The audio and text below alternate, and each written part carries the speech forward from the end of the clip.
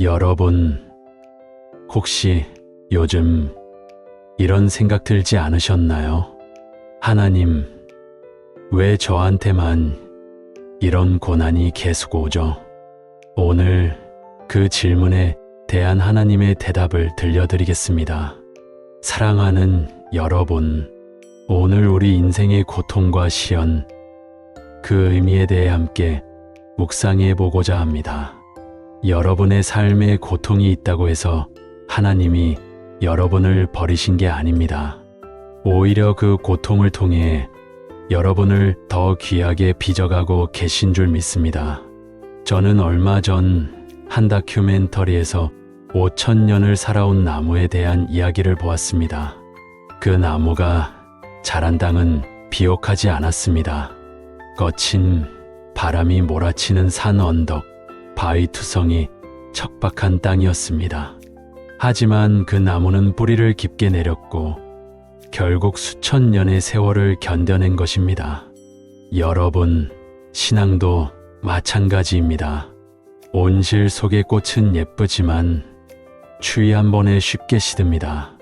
하나님께서는 온실의 신자가 아닌 광야를 견디는 신자를 원하십니다.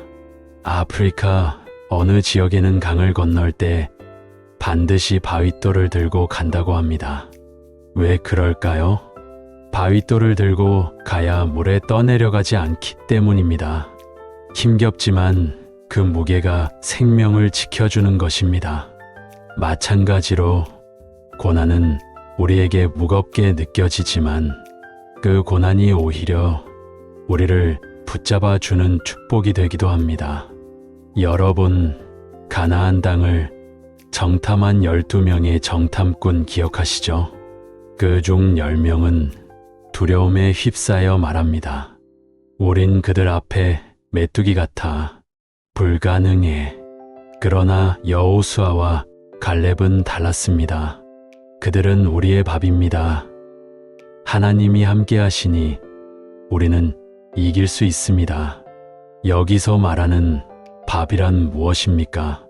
고난과 시련은 우리의 영적 밥입니다.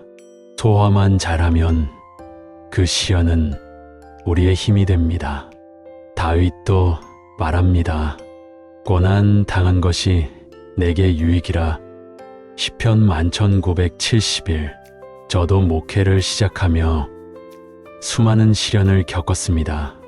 젊은 나이에 이해받지 못하고 사람들에게 조롱당하고 때로는 버림받고 때로는 건강조차 무너졌습니다. 하지만 그 고통 속에서 저는 하나님을 더욱 깊이 만날 수 있었습니다. 혹시 지금 너무 힘드신가요? 자식의 문제, 질병, 경제적 문제, 하나님을 믿었는데 더 힘들어졌다고 느끼시나요? 바로 그 순간이 하나님이 여러분을 믿음의 사람으로 빚고 계시는 시간입니다. 고통을 이기는 5가지 방법을 함께 나누겠습니다. 회개하고 돌아서는 것입니다. 역대하 7장 14절에 하나님은 말씀하십니다. 내 이름으로 일컫는 내 백성이 그 악한 길에서 떠나 스스로 겸비하고 기도하면 내가 그 땅을 고치리라. 회개는 하나님의 은혜를 여는 열쇠입니다. 십자가를 자원하여 지는 것입니다. 강제로 지는 짐은 괴롭지만 사랑으로 지는 짐은 감당할 힘이 생깁니다. 모세는 애굽의 왕궁을 포기하고 고난의 길을 자원했습니다. 하나님은 그에게 영원한 기업을 주셨습니다. 믿음과 기도의 생활을 미리 해야 합니다. 고난이 오기 전에 믿음의 준비를 하십시오. 노아는 홍수가 오기 전 방주를 지었습니다. 3층 방주의 이야기 아시죠? 1층에서는 파도만 보입니다. 2층에서도 절망뿐입니다. 그러나 3층, 곧 믿음의 눈으로 보면 하늘이 보이고 하나님의 언약이 떠오릅니다. 하나님께 맡기고 사는 것입니다. 베드로전서 5장 7절 너희 염려를 다 주께 맡기라 이는 저가 너희를 돌보심이라. 염려는 내가 지고 있으면 짐이 되고 하나님께 맡기면 기도가 됩니다. 자기 중심의 생활을 버리십시오. 자기만 생각하면 불안합니다. 그러나 어떻게 하면 남을 도울 수 있을까 생각하면 마음이 밝아집니다. 마태복음 6장 33절 너희는 먼저 그의 나라와 그의 의를 구하라 그리하면 이 모든 것을 더하시리라. 자기 중심에서 하나님 중심으로 옮겨가십시오. 고난은 물러가고 평안은 찾아올 것입니다. 일상의 작은 교훈 이야기 하나 전하며 마무리하겠습니다. 어느 젊은 청년이 있었습니다. 그는 예수님을 믿은 이후에도 계속해서 일이 꼬이고 건강도 악화되고 친구들도 떠났습니다. 그는 하나님께 울부짖었습니다. 왜요? 왜 제게 이런 일이 계속 일어나죠? 그날 밤 그는 꿈에서 한 장면을 보았습니다.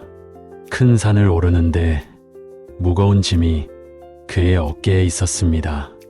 그는 힘들다고 짐을 던졌고 가볍게 올라가려 했습니다. 그런데 바람 한 번에 산 아래로 떨어지고 말았습니다. 다시 짐을 들고 올라갔을 때 발은 무거웠지만 중심이 잡혀 바람에도 흔들리지 않았습니다. 그 순간 그는 깨달았습니다. 아, 이 짐이 나를 지탱해 주고 있었구나. 그의 짐은 바로 기도와 말씀과 믿음의 훈련이었습니다. 사랑하는 여러분, 오늘 이 말씀을 듣고 계신 여러분에게도 고난의 짐이 있다면 그 짐을 낙심의 이유로 보지 마시고 믿음의 근육을 키우는 하나님의 훈련장으로 보시기 바랍니다. 하나님은 여러분을 절대로 버리지 않으셨습니다. 오히려 지금 가장 가까이서 여러분을 바라보고 계십니다.